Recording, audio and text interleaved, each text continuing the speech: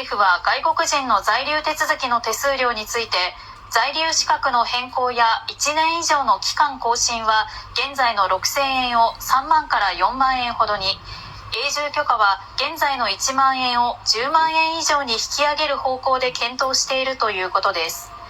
欧米の主要国の水準を踏まえたもので、引き上げによる増収分は外国人の受け入れ環境の整備や不法滞在者の強制送還など外国人政策の財源に充てられる見込みです。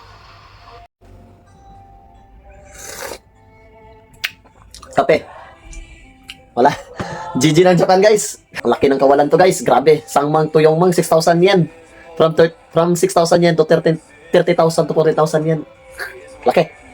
So sa mga residents naman dito sa Japan, 10,000 yen to 100,000 yen. Napakalaki nun. Pero kami mga nasa Japan, guys. I love Japan. Wala tayong magagawa. No choice. Pero sa mga ayaw, umalis na lang kayo. Diba? God bless you all.